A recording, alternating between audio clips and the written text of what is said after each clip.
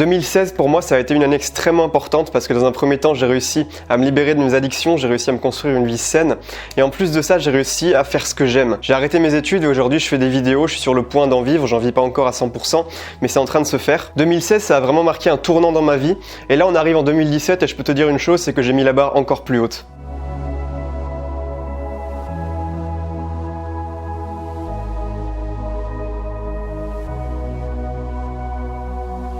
Tu sais, il y a beaucoup de personnes, et c'est un peu mon cas aujourd'hui, qui font un peu toujours les mêmes choses, qui fréquentent tout le temps les mêmes personnes, ou alors qui fréquentent les mêmes endroits. Et quand tu fais ça tous les jours, quand toutes tes journées sont un petit peu des photocopies, quand il n'y a plus vraiment de nouveautés dans ta vie, tu vis dans le connu, tu vis seulement dans ce que tu connais déjà, il n'y a plus vraiment de nouveautés, il n'y a plus de contraste dans ta vie. En général, on dit qu'on vit dans la routine ou alors dans le train-train quotidien, tu connais ce genre d'expression. S'il y a bien un truc que j'ai appris en cette fin d'année 2016, je t'en avais déjà parlé en plus dans une vidéo, j'avais fait une vidéo vraiment consacrée à ça, c'est que le cerveau humain, il a besoin de contraste. Le cerveau humain, pour être stimulé, il a besoin de nouveautés. Parce que malheureusement, ce qui se passe, et ça c'est le cas pour tout le monde, ce qui se passe s'il n'y a plus de contraste dans ta vie, ce qui se passe si toutes tes journées finissent par se ressembler, c'est que tu t'ennuies. Tu t'ennuies, tu te fais chier dans ton quotidien, tout simplement parce que ta vie est devenue un ensemble de réflexes conditionnés. Absolument tout ce à quoi tu te retrouves confronté pendant tes journées dans ton environnement, c'est des choses que tu connais déjà. Et donc forcément, par le passé, tu as déjà eu l'occasion de créer une réaction conditionnée à tous ces trucs qui peuvent t'arriver, que tu connais déjà, qui sont déjà du connu. Et finalement, s'il n'y a plus de nouveautés dans ta vie, ou alors seulement très peu de nouveautés, ton cerveau est plus vraiment stimulé. Et c'est précisément à ce moment-là que tu commences à te faire chier, que tu commences à t'ennuyer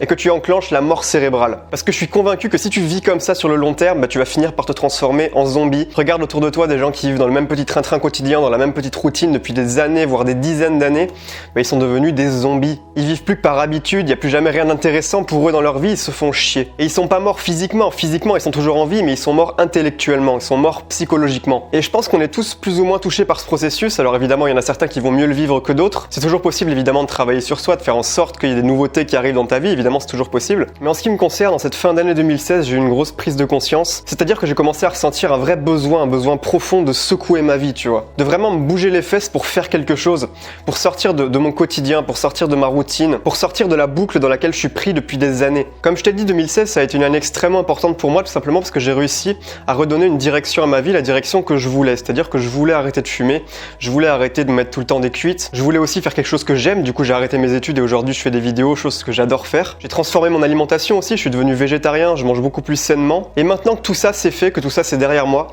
pour 2017 je ressens vraiment le besoin de passer à la vitesse supérieure, de passer au next level, tu vois. Et donc le next level c'est quoi?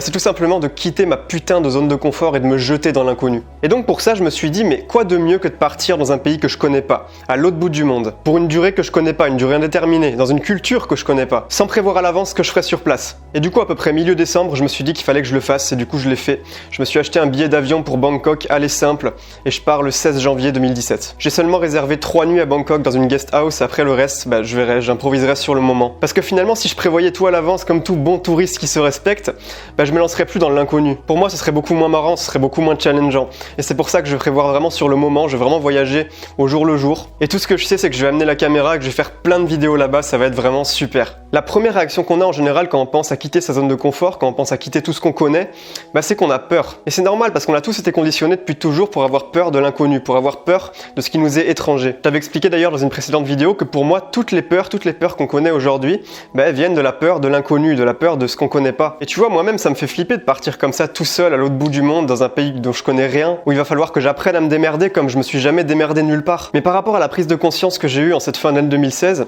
finalement, ce qui me fait encore plus peur, c'est de m'enterrer dans cette petite routine quotidienne. C'est de rester dans mon petit confort quotidien confortable et ennuyeux, tu sais. Et c'est ça qui me fait le plus peur finalement, parce que je me rends compte que plus tu restes longtemps là-dedans, plus tu auras de mal à en sortir après. Il y a des gens, ils y passent leur vie dans le connu, ils passent leur vie dans leurs petites habitudes conditionnées, ils se font chier pendant toute leur vie. Tout ça parce que peut-être ils ont eu peur de mettre de la nouveauté dans leur vie, ils ont préféré garder leur petit confort.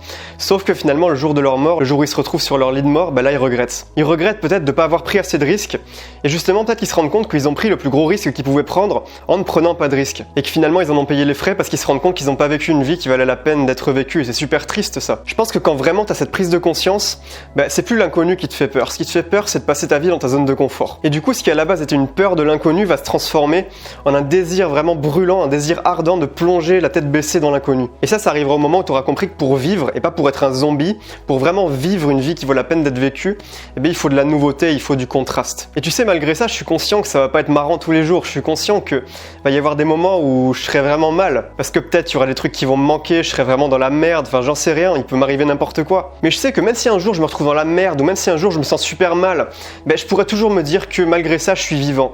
Malgré ça, je suis pas devenu un zombie complètement mort à l'intérieur, complètement mort intellectuellement. Toujours est-il qu'il y a une chose dont je suis certain à 100%, c'est que ça va être une expérience inoubliable, et c'est que je vais la partager avec toi en vidéo, et ça va être génial. Du coup, moi je te dis à très bientôt, mets du contraste et de la nouveauté dans ta vie, c'est extrêmement important. Je te souhaite de passer une excellente journée, je te dis à la prochaine pour une nouvelle vidéo, ciao.